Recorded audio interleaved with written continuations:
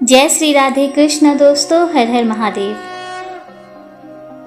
दोस्तों, मार्गशीर्ष माह की शुरुआत हो चुकी है और आज से हमारे चैनल पर आप नियमित रूप से मार्गशीर्ष मास का महात्म और कथाओं का श्रवण करेंगे। उम्मीद करती हूँ कि आपने इससे पहले जिस तरह से हमारे चैनल पर सभी कथाओं को प्यार और आशीर्वाद दिया है, वैसे ही आप मार्गशीर्ष मास की कथाओं का भी श्रवण करेंगे और हमारे साथ जुड़े रहेंगे।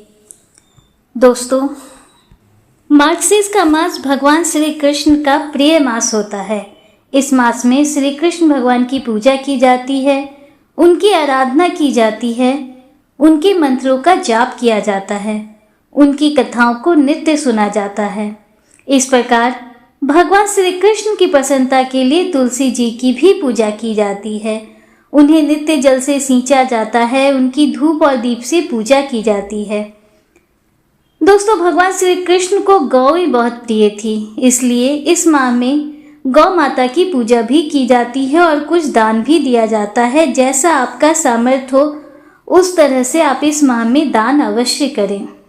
दोस्तों, मार्गशीर्ष के महीने में भगवान श्री कृष्ण की लीलाओं और कथाओं को सुनने से भगवान श्री कृष्ण प्रसन्न होकर अपने भक्तों की सभी मनोकामनाओं को जरूर पूर्ण करते हैं। उनके कष्टों को दूर करके उन्हें अपना आशीर्वाद प्रदान करते हैं।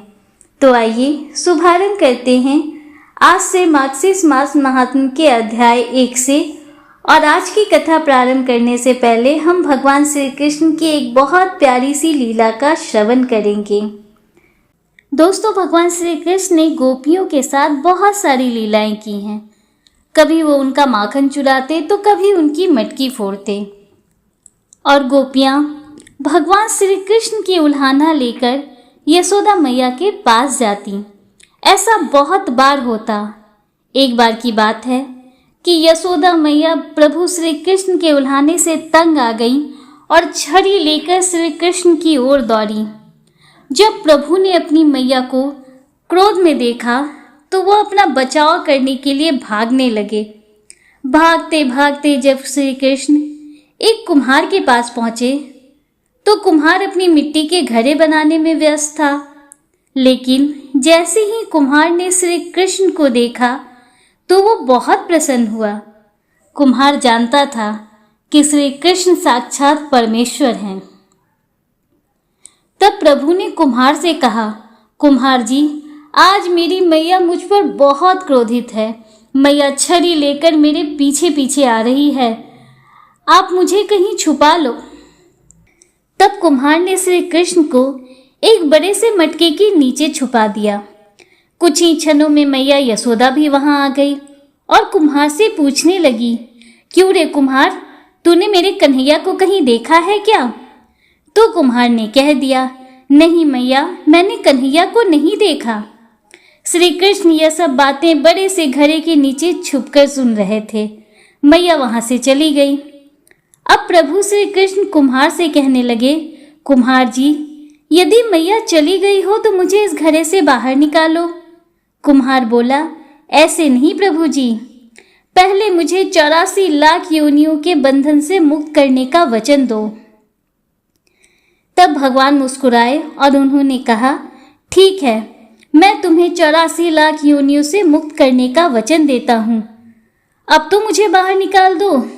कुम्हार कहने लगा, मुझे अकेले नहीं प्रभु, मेरे परिवार के सभी लोगों को भी 84 लाख योनियों के बंधन से मुक्त करने का वचन दोगे तो मैं आपको इस घड़े से बाहर निकालूंगा। तब प्रभु श्री कृष्ण जी कहते हैं, चलो ठीक है, उनको भी 84 लाख योनियों के बंधनों से मुक्त होने का मैं तुम्हें वचन देता हूँ। अब तो मुझे इस घड़े से बाहर निकाल दो।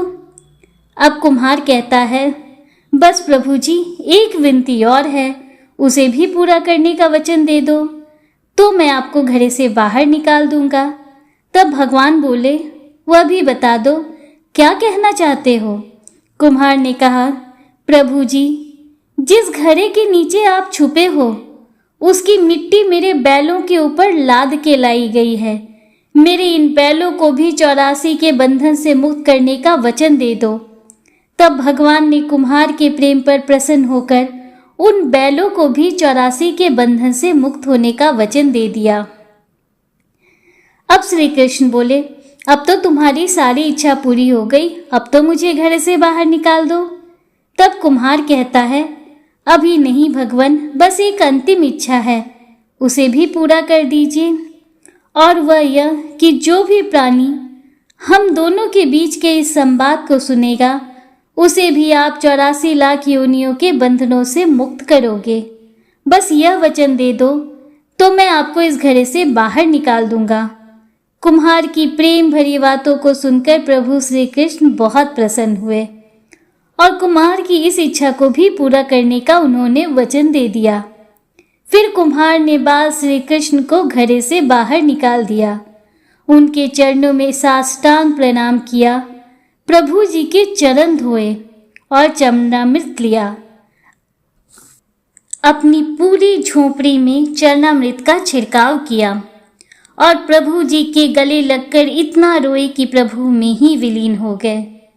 जरा सोचिए, जो बाल श्री कृष्ण 7 कोस लंबे चौड़े गोवर्धन पर्वत को अपनी एक उंगली पर उठा लेते थे, क्या वो कुम्हार का एक मामूली सा घड़ा नहीं उठा सकते थे?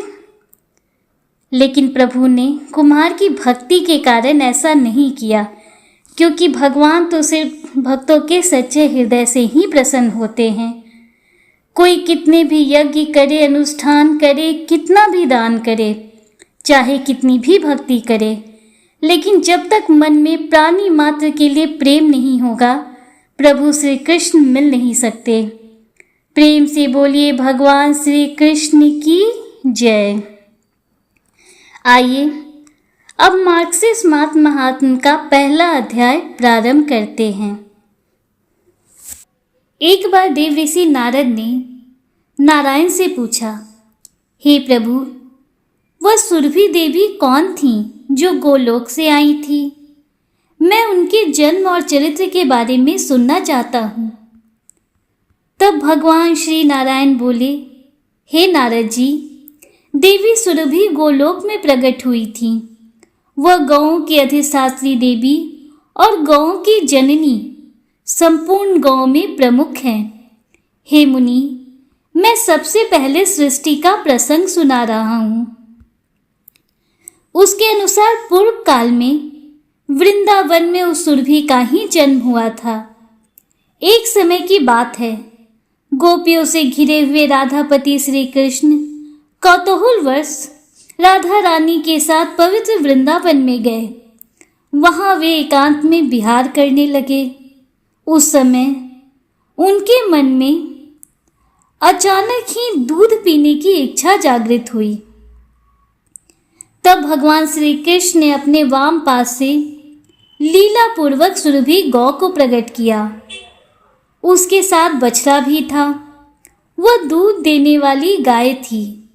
उस गाय को सामने देकर सुदामा ने एक रत्नमय पात्र में उसका दूध निकाल लिया। वह दूध अमृत से भी अधिक मधुर और जन्म और मृत्यु को दूर करने वाला था। स्वयं भगवान श्री कृष्ण ने उस गरम गरम स्वादिष्ट दूध को पिया। फिर उनके हाथ से छूटकर वह पात्र धरती पर गिर पड़ा। वह दूध पूरी धरती पर फैल गया। उस दूध से वहां अचानक एक सरोवर बन गया। उसकी लंबाई और चौड़ाई सभी ओर से 100 योजन की थी। गौलोक में वह सरोवर क्षीर सागर के नाम से प्रसिद्ध हुआ। गोपियों और श्री राधा रानी के लिए वह कीड़ा सरोवर बन गया। भगवान की इच्छा से उस क्रीड़ावापी के घाट तत्काल ही अमूल्य दिव्य रत्नों द्वारा निर्मित हो गए। उसी समय अचानक असंख्य कामधेनु वहां प्रकट हो गईं। हे प्रिय भक्तों, जितनी वे गायें थीं, उतने ही बछड़े भी उनके साथ थे। सुरभि गौ के रोमकूप से निकल आए। फिर उन गौओं के बहुत से पुत्र पौत्र भी हुए, जिनकी तो संख्या गिनी ही नहीं जा सकती थी। इस प्रकार उस सुरभि देवी से गौओं की सृष्टि कही गई है, जिससे संपूर्ण जगत व्याप्त है। हे नारद मुनि, पूर्व काल में श्री कृष्ण भगवान ने देवी सुरभि की पूजा की थी। फिर त्रिलोकी में उस देवी की दुर्लभ पूजा का प्रचार हो गया। दिवाली के अगले दिन श्री कृष्ण की आज्ञा से देवी सुरभि की भी पूजा की गई थी और यह प्रसंग मैं अपने पिता धर्मदेव के मुख से सुन चुका हूँ। हे महाभाग, देवी सुरभि का ध्यान, स्तोत्र, मूल मंत्र और पूजा की विधि का वेदोक्त क्रम मैं तुमसे कहता हूँ। ध्यान पूर्वक सुनो। ओम सुरभे नमः। सुरभि देवी का यह 6 अक्षर का मंत्र है। यह मंत्र 1 लाख जप करने पर सिद्ध होकर भक्तों के लिए कल्प वृक्ष का काम करता है। सुरभि के ध्यान और पूजन का उल्लेख यजुर्वेद में मिलता है। सुरभि की आराधना के फलस्वरूप सफलता, समृद्धि, वृद्धि और मुक्ति मिलती है। ध्यान इस प्रकार चलता है। हे देवी सुरभि, आप लक्ष्मी हैं, आप सर्वोत्तम हैं, आप राधा हैं, आप श्री राधा की मुख्य साथी हैं, आप प्रथम हैं, आप गौ सृष्टि के स्रोत हैं, आप पवित्र हैं, आप ही मनुष्य को पवित्र करते हैं, आप भक्तों की इच्छाएं पूरी करती हैं और संपूर्ण ब्रह्मांड को पवित्र करती हैं। इसलिए मैं आपका ध्यान करती हूँ। इस ध्यान मंत्र का पाठ करते हुए ब्राह्मण देवी सुरभि की पूजा घरों में गायों के सिर पर या खूंटी पर करते हैं, जहाँ पर गायों को बांधा जाता है, या सालिग्राम पत्थर पर, या पानी में, या आग में करते हैं। हे नारद मुनि, जो दिवाली की रात के बाद अगले दिन सुबह भक्ति पूर्वक पूजा करता है, वह इस लोक में भी पूजा जाता है। एक बार 12 कल्प में देवी सुरभि ने दूध देना बंद कर दिया। उस समय त्रिलोकी में दूध का अभाव हो गया था। तब देवता अत्यंत चिंतित होकर ब्रह्मलोक में चले गए और ब्रह्मा जी की स्तुति करने लगे। फिर ब्रह्मा जी की आज्ञा पाकर इंद्र ने देवी सुरभि की स्तुति शुरू कर दी। देवेंद्र ने कहा, हे जगत माता, हे देवी, हे महादेवी, हे सुरभि, आप गौ सृष्टि के स्रोत हैं। आपको प्रणाम। आप राधा की प्रिय सहचर हैं। आप कमला के अंश हैं। आप श्री कृष्ण के प्रिय हैं। आप गौओं की माता हैं। मैं आपको नमस्कार करता हूँ। आप कल्प वृक्ष अर्थात सभी इच्छाओं को पूरा करने वाले वृक्ष की तरह हैं। आप सभी के लिए प्रमुख हैं। आप धन समृद्धि प्रदान करते हैं और उसकी वृद्धि करती हैं, इसलिए मैं आपको प्रणाम करता हूँ। आप शुभ हैं, कल्याणकारी हैं, गौ की दानदाता हैं। आपको मेरा प्रणाम है। आप यश, नाम और धर्म देती हैं, इसलिए मैं आपको प्रणाम करता हूँ। हे प्रिय भक्तों, इस प्रकार स्तुति सुनते ही जगत जननी भगवती सुरभि संतुष्ट और प्रसन्न होकर उस ब्रह्मलोक में भी प्रकट हो गईं। देवराज इंद्र को परम दुर्लभ मनोवांछित वर देकर फिर से गौलोक को चली गईं। देवता भी अपने अपने स्थान पर चले गए। हे नारद, फिर तो सारा विश्व दूध से भर गया। दूध से घी बना, घी से यज्ञ संपन्न होने लगे, जिससे देवता संतुष्ट हुए। हे नारद, जो मनुष्य इस महान पवित्र स्तोत्र का भक्तिपूर्ण पाठ करेगा, वह गौधन से संपन्न प्रचुर संपत्ति वाला, परम यशस्वी और पुत्रवान हो जाएगा। उसे संपूर्ण तीर्थ में स्नान करने का और अखिल यज्ञों में दीक्षित होने का फल भी सुलभ होगा। ऐसा पुरुष इस लोक में सुख भोग कर अंत में भगवान श्री कृष्ण के धाम में चला जाता है।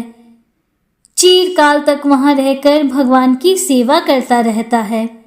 हे नारद, उसे फिर से इस संसार में नहीं आना पड़ता। हे प्रिय भक्तों, इतनी कथा सुनने के बाद देव ऋषि नारद फिर से बोले। भगवान नारायण के ध्यान में तत्पर रहने वाले महाभाग मुनिवर नारायण, आप नारायण के ही अंश हैं।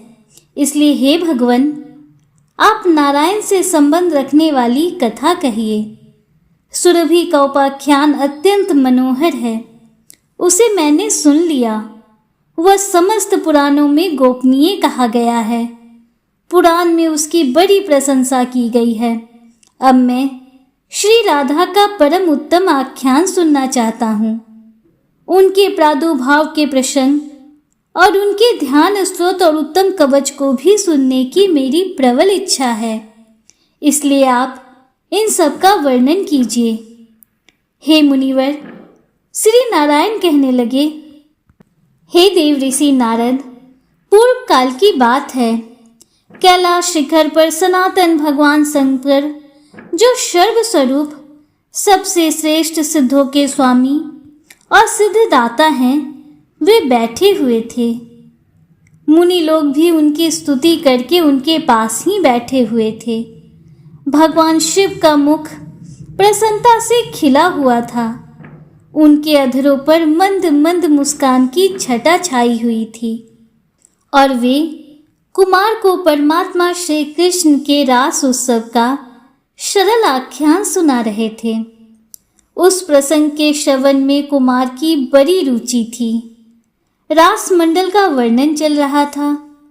जब इस आख्यान की समाप्ति हुई और अपनी बात प्रस्तुत करने का समय आया, उस समय सती साध्वी पार्वती जी मंद मुस्कान के साथ अपने प्राण वल्लभ के सामने प्रसंग उपस्थित करने को तैयार हुई। पहले तो वे डरती हुई स्वामी की स्तुति करने लगी। फिर जब प्राणेश ने मधुर वचनों द्वारा उन्हें प्रसन्न किया, तब वे देवेश्वरी महादेवी उमा महादेव जी के सामने राधा के उपाख्यान को सुनाने के लिए उनसे अनुरोध करने लगी, जो कि पुराणों में भी परम दुर्लभ है। हे प्रिय भक्तों, देवी पार्वती बोली, हे नाथ, मैंने आपके मुखारबिंद से 5 रात्र आदि सारे उत्तम आगम नीति शास्त्र योग के योग, शास्त्र सिद्धों के सिद्धि शास्त्र और तरह तरह के मनोहर तंत्र शास्त्र, परमात्मा श्री कृष्ण के भक्तों की भक्ति शास्त्र और समस्त देवियों के चरित्र का श्रवण किया है। हे प्रभु, अब मैं श्री राधा के उत्तम आख्यान को सुनना चाहती हूँ। श्रुति में कब शाखा के भीतर श्री राधा की प्रशंसा संक्षेप में की गई है, उसे मैंने आपके मुख से सुना। अब व्यास जी द्वारा वर्णित श्री राधा की महत्ता भी सुनाइए। पहले उपाख्यान के प्रसंग में आपने मेरी इस प्रार्थना को स्वीकार किया था और ईश्वर की वाणी तो छोटी नहीं हो सकती। इसलिए आप श्री राधा के प्रादुर्भाव, ध्यान, उत्तम नाम, महात्म, उत्तम पूजा विधान, चरित्र, स्तोत्र, उत्तम कवच आराधना की विधि और अभिष्ट पूजा पद्धति का इस समय वर्णन कीजिए। हे प्रभु, मैं आपकी भक्त हूँ, इसलिए मुझे यह सब बातें अवश्य ही बताइए और साथ ही इस बात पर भी प्रकाश डालिए कि आपने पहले ही प्रसंग का वर्णन क्यों नहीं किया था। देवी पार्वती के इन वचनों को सुनकर भगवान शिव ने अपना मस्तक नीचे कर लिया। अपना सत्य भंग होने के भय से वे मौन हो गए, चिंता में पड़ गए। उस समय उन्होंने अपने इष्ट देव करुणा निधान भगवान श्री कृष्ण का ध्यान द्वारा स्मरण किया और उनकी आज्ञा पाकर फिर अपने अर्धांग स्वरूपा पार्वती जी से इस प्रकार बोले, हे देवी, पहले मुझे परमात्मा भगवान श्री कृष्ण ने राधा आख्यान के प्रसंग से रोक दिया था, लेकिन हे महेश्वरी, आप तो मेरा आधा अंग हैं और आपका स्वरूप मुझसे भिन्न नहीं है। इसलिए भगवान श्री कृष्ण ने इस समय मुझे यह प्रसंग तुम्हें सुनाने की आज्ञा दे दी है। हे शिरोमणि, मेरे इष्ट देव की वल्लभा श्री राधा का चरित्र अत्यंत गोपनीय, सुखद और श्री कृष्ण भक्ति देने वाला है। हे दुर्गे, वह सब श्रेष्ठ प्रसंग मैं जानता हूँ। मैं जिस रहस्य को जानता हूँ उसे ब्रह्मा जी तथा बाकी सभी देवता भी नहीं जानते। सनत कुमार, सनातन देवता, धर्म, देवेंद्र, मुनेन्द्र और सिद्ध मुनियों को भी इसका ज्ञान नहीं है। हे सुरेश्वरी, आप मुझसे भी बलवती हो, क्योंकि इस प्रसंग को ना सुनाने पर, अपने प्राणों का परित्याग कर देने पर आप तत्पर जो हो गई थी। इसलिए अब मैं इस गोपनीय विषय को भी आपसे कहता हूँ। हे दुर्गे, यह परम अद्भुत रहस्य है, मैं इसका वर्णन करता हूँ। सुनो। श्री राधा का चरित्र अत्यंत दुर्लभ और पुण्यदायक है। एक समय राजेश्वरी श्री राधा जी श्याम सुंदर श्री कृष्ण से मिलने को उत्सुक हुई। उस समय वे रत्नमय सिंहासन पर अमूल्य रत्नों से विभूषित होकर बैठी हुई थीं। अग्नि शुद्ध दिव्य वस्त्र उनके श्री अंगों की शोभा बढ़ा रहे थे। उनकी मनोहर अंग कांति करोड़ों पूर्ण चंद्रमा को भी लज्जित कर रही थी। उनकी प्रभा तपाए हुए सोने के समान जान पड़ती थी और वह अपनी ही दीप्ति से दमक रही थी। हे प्रिय भक्तों, आप सभी यहाँ पर बहुत ध्यान से आंखें बंद करके राधा रानी के स्वरूप का ध्यान कीजिएगा। जो भी कथा में सुनाया जा रहा है, उन सभी बातों का ध्यान करते हुए राधा रानी को याद कीजिएगा। शुद्ध स्वरूपा श्री राधा के होठों पर मंद मंद मुस्कान खिल रही थी। उनकी दंत पंक्ति बड़ी ही सुंदर थी और उनका मुख शरद काल के प्रमूल कमलों की शोभा को भी तिरस्कृत कर रहा था। वे मालती सुमन की माला से मंडित रम्या केश पास धारण करती थीं। उनके गले के रक्तम माला ग्रीष्म ऋतु के सूर्य के समान चमक रही थी। कंठ में प्रकाशित शुभ मुक्ताहार गंगा के धवल द्वार के समान शोभा पा रहा था। रसिक शेखर श्याम सुंदर श्री ने मंद मंद मुस्कुराती हुई अपने उन प्रियतमा को देखा। प्राण वल्लभा पर दृष्टि पड़ते ही विश्वकांत श्री कृष्ण मिलन के लिए उत्सुक हो गए। परम मनोहर कांति वाले प्राण वल्लभ को देखते ही श्री राधा रानी उनके सामने दौड़ती चली गईं। हे देवी पार्वती, उन्होंने अपने प्राणाराम की ओर धवन किया, अर्थात उनकी ओर दौड़ना प्रारंभ किया। इसलिए महापुरुषों ने उनका यह राधा नाम निश्चित कर दिया। राधा श्री कृष्ण की आराधना करती हैं और श्री कृष्ण श्री राधा रानी की आराधना करते हैं। वे दोनों परस्पर एक दूसरे की आराधना करते हैं। वे दोनों एक दूसरे के आराध्य और आराधक हैं। हे दुर्गे, भक्त पुरुष राधा शब्द के उच्चारण मात्र से परम दुर्लभ मुक्ति को पा लेता है। रा का अर्थ है पाना और धा का अर्थ है निर्वाण अर्थात मोक्ष। भक्त जन उनसे निर्वाण मुक्ति पा लेता है, इसलिए उन्हें राधा कहा गया है। श्री राधा के रोमकूपों से गोपियों का समुदाय प्रकट हुआ है और श्री कृष्ण के रोमकूपों से संपूर्ण गोपों अर्थात ग्वालों का प्राकट्य हुआ है। श्री राधा के बाएं भाग से महालक्ष्मी जी का प्राकट्य हुआ है और गृह लक्ष्मी के रूप में भी वह प्रकट हुई हैं। देवी महालक्ष्मी चतुर्भुज विष्णु जी की पत्नी हैं और बैकुंठ धाम में निवास करती हैं। राजा को संपत्ति देने वाली राजलक्ष्मी भी उन्हीं की अंशभूता स्वयं श्री राधा श्री कृष्ण की प्रियतमा हैं और श्री कृष्ण के ही स्थल में वास किया करती हैं। वे उन परमात्मा श्री कृष्ण के प्राणों की अधिष्ठात्री देवी हैं। हे देवी, ब्रह्मा जी से लेकर संपूर्ण जगत मिथ्या ही है, केवल श्री राधा वल्लभ श्री कृष्ण ही परम सत्य हैं। इसलिए तुम उन्हीं की आराधना करो। वे सबसे पहले प्रधान परमात्मा परमेश्वर प्रकृति से परे विराजमान हैं। उनका रूप स्वेच्छामय है। वे अपने भक्तों पर अनुग्रह करने के लिए ही अलग अलग शरीर धारण करती हैं। श्री कृष्ण से भिन्न जो दूसरे देवता हैं, उनका रूप प्राकृत तत्वों से ही गठित है।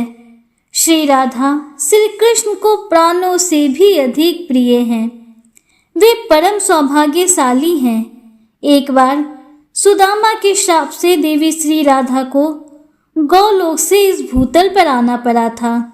उस समय वे वृषभानु गोप के घर में अवतरित हुई थी। उनकी माता का नाम कलावती था। दोस्तों, मार्क्सिस्ट मास महात्म्य में आज के अध्याय का समापन हुआ। इससे आगे का वर्णन अगले अध्याय में आप जरूर सुनिएगा। अगले अध्याय में आप सुनेंगे कि किस प्रकार पूर्व जन्म में सुदामा जी ने श्री राधा जी को श्राप दिया था। हे प्रिय भक्तों, आइए भगवान श्री कृष्ण के चरण कमलों का ध्यान करते हुए श्री कृष्ण चालीसा प्रारंभ करते हैं। बंसी शोभित कर मधुर नील जलद तन श्याम, अरुण अधर रजनु बिंब फल, नयन कमल अभिराम। पूर्णेन्द्र अरविंद मुख, पीतांबर शुभ साज, जय मन मोहन मदन छवि, कृष्ण चंद्र महाराज। जय यदुनंदन जय जगवंदन, जय वसुदेव देवकी नंदन, जय यशोदा सुत नंद दुलारे, जय प्रभु भक्तन के दिगतारे। जय नट नागर नागिन थैया, कृष्ण कन्हैया धीनु चरैया, पुनि पख पर प्रभु गिरधर धारो, आओ दीनन कष्ट निवारो। बंसी मधुर अधर धरि टेरो, होवे पूर्ण विनय हमीरो। आओ हरि पुनि माखन चाखो, आज लाज भारत की राखो। गोल कपोल चिबुक अरुणारी, मृदु मुस्कान मोहिनी डारे। राजत राज विनयन विशाला, मोर मुकुट वैजंती माला। कुंडल श्रवण पीठ पट आछे, कटि किंकिनी काछनी काछे। नील जलज सुंदर तनु सोहे, छवि लखी सुर नर मुनि मन मोहे।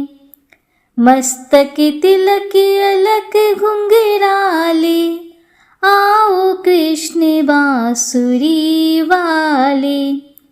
करी पै पान पूत नहीं तारियो, अका बका कागा सुर मारियो।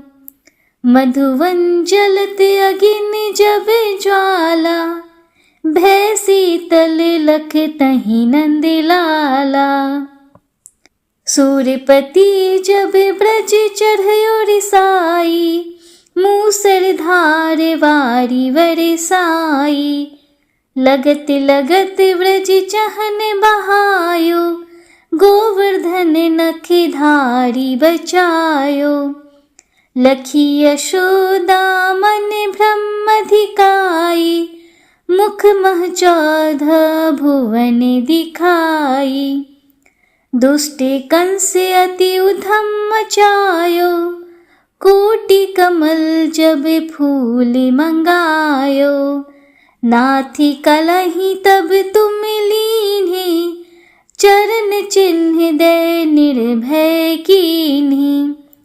करी गोपिन संग रास विलासा, सबकी पूरन करी अभिलाषा। केतिक महासुर संघार्यो, कंस ही केस पकड़ी दे मार्यो। माता पिता की बंदी छुड़ाई, उग्रसेन कह राज दिलाई। मही से मृतक छो सुतलायो, मातु देव की शोक मिटायो। भौमासुर मुर दैत संघारी, लाए सट 10 सहस कुमारी। दै भीमहि तिन चिर सहारा, जरा सिंधु राक्षस कह मारा। असुर बकासुर आदिक मार्यो, भक्तन के तब कष्ट निवार्यो। दीन सुदामा के दुख टार्यो, तंदुल 3 मुठ मुख डार्यो। प्रेम के साग विदुरी घर मांगे, दुर्योधन के मेवा त्यागे। लखी प्रेम की महिमा भारी, ऐसे श्याम दीन हितकारी। भारत के पार्थ रथ हाके, लिए चक्र कर नहीं बल थाके। निज गीता के ज्ञान सुनाए, भक्तन हृदय सुधा बरसाए। मीरा थी ऐसी मत वाली, विष पी गई बजा कर ताली। राना भेजा सांप पिटारी, सालिग्राम बने बनवारी। निज माया तुम विधहि दिखायो, उड़ते संशय सकल मिटायो। तब शत निंदा करी तत्काला, जीवन मुक्त भयो शिशुपाला। जब ही द्रौपदी टेर लगाई, दीननाथ लाज अब जाई। तुरत ही वसन बने नंद लाला, बढ़े चीर भय अरि मुँह काला। अस अनाथ के नाथ कन्हैया, डूबत भंवर बचावई नैया। सुंदर दास आस उरधारी, दया दृष्टि की जय बनवारी। नाथ सकल मम कुमति निवारो, क्षमहु बेगी अपराध हमारो। खोलो पट अब दर्शन दीजे, बोलो कृष्ण कन्हैया की जय। यह चालीसा कृष्ण का पाठ करे उर्धारी, अष्ट सिद्धि नवनिधि फल लहें पदारथ चारी। प्रेम से बोलिए श्री कृष्ण भगवान की जय, राधा रानी की जय। दोस्तों, उम्मीद करती हूँ कि मार्क्सिस्ट महात्मा का महात्म्य और कथाएं आपको पसंद आई होंगी और इससे आगे के अध्याय के श्रवण के लिए आप कल भी हमारे साथ जुड़े रहेंगे।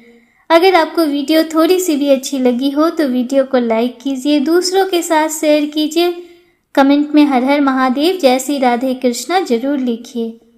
अगर आप हमारे चैनल पर पहली बार आए हैं तो चैनल को सब्सक्राइब कीजिए, बेल आइकन जरूर प्रेस कीजिए जिससे आगे भी आपको ऐसी ही रोचक जानकारियाँ मिलती रहें। मिलते हैं आपसे अगले वीडियो में, तब तक के लिए हर हर महादेव जय श्री राधे कृष्णा, राधे राधे, जय माता दी।